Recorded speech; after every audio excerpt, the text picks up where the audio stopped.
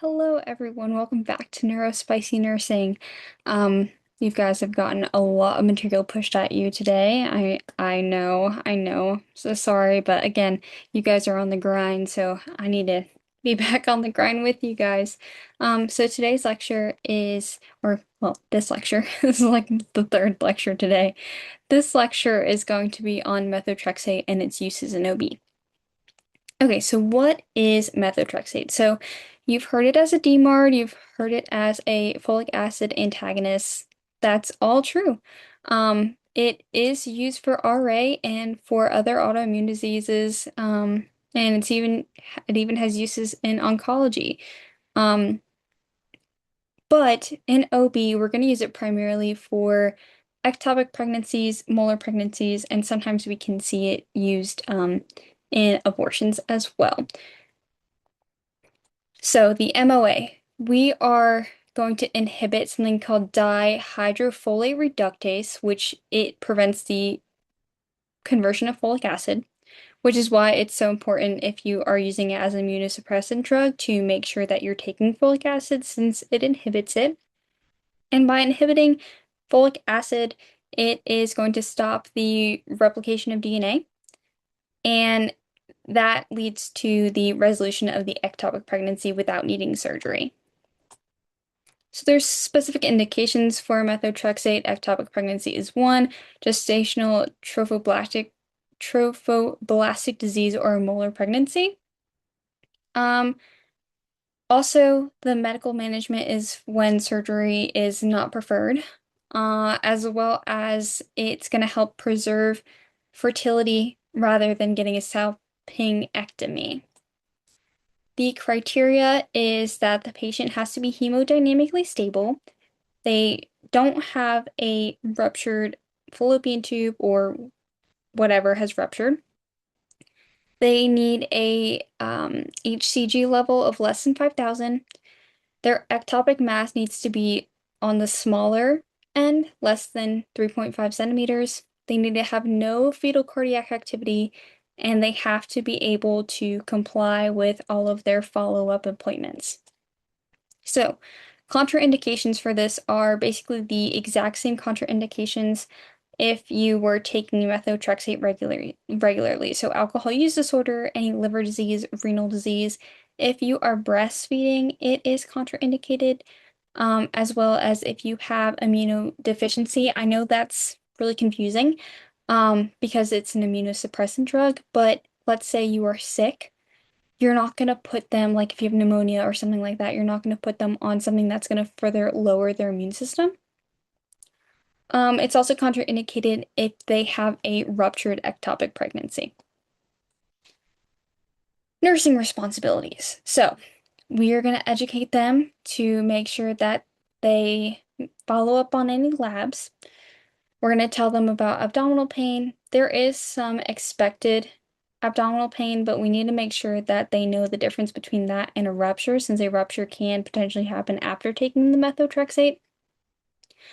We have to make sure that they aren't taking folic acid. This is the only case when you're on methotrexate that you're not taking folic acid, because in this case we want to prevent the DNA synthesis.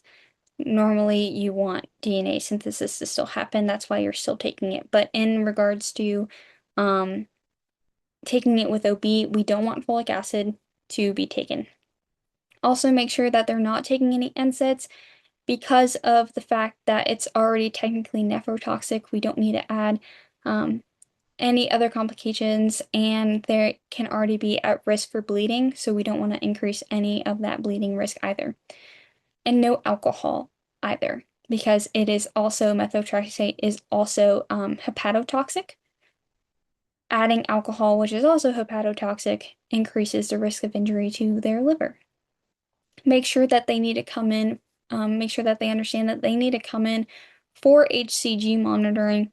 We have to teach them the signs and symptoms of a rupture, which is shoulder pain, dizziness, very heavy bleeding, and that severe unilateral pelvic pain that we see in ectopic pregnancies. Patient teaching. Make sure that they avoid sexual intercourse until their HCG level is 0, however long that may take. Take don't take folic acid supplements because it counteracts the methotrexate in this case.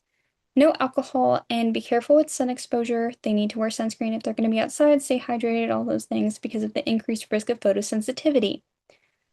They should also expect that they'll have mild abdominal pain 2 to 3 days after they get their methotrexate injection, and there's going to be a slow decline in their HCG levels. They're not just going to immediately drop.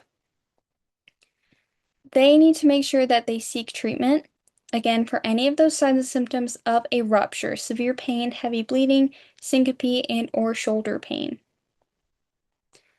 The side effects of methotrexate include nausea and vomiting. Stomatitis, the mouth sores, are because it's an immunosuppressant drug. Fatigue, photosensitivity, elevated liver enzymes because it is hepatotoxic, and bone marrow suppression. It's a little bit more rare when we use it for OB, but it is still a side effect of methotrexate because of that folic acid inhibition. So, methotrexate in molar pregnancies. It's going to be used when there is a persistent elevated HCG level after the evacuation of the molar pregnancy. It's also going to be used in high-risk molar pregnancies. If there is a choriocarcinoma, our goal here is to destroy any of that remaining tissue. And they are going to have to be followed up weekly until their HCG levels are undetectable for, again, however long it may take for them to get to undetectable levels. And they're going to have a very stable contraception. And if they're on like an oral contraception, they may even require two types of contraception. You guys have heard of that. Like if they're on an oral, maybe also use a backup level like condom for at least 6 to 12 months. Okay. In that time, they also should not be trying again for another child. They're going to have to wait at least a year. So, contraindications, kind of also going along with methotrexate in general, are again breastfeeding, immunosuppression, alcohol use disorder, liver disease, renal impairment, any blood issues, if you had a ruptured ectopic pregnancy, or you have the inability to follow up. So it goes with the molar pregnancy and with an ectopic pregnancy. These are the contraindications, just a repeat of them. All right, here is when we would use methotrexate versus surgery. For fertility preservation, if they have a high preservation rate, then we would use the methotrexate. If the preservation is low, like we won't be able to save it, not save the baby, but save their reproductive organs, then they would do the salpinectomy. For mild pain, they'll do the methotrexate. If they need immediate relief, we'll do surgery. The follow-up is very intensive. I spelled that wrong, so sorry, for methotrexate, and there's a lot less follow-up for the surgery. The risk of rupture is still possible with methotrexate versus with surgery. It's eliminated right after they get the surgery done. Methotrexate is best for stable and early ectopic pregnancies, and surgery is better for a ruptured or an unstable ectopic pregnancy. Here are my resources, and thank you guys for listening. All right, I will see you in the next one. Bye.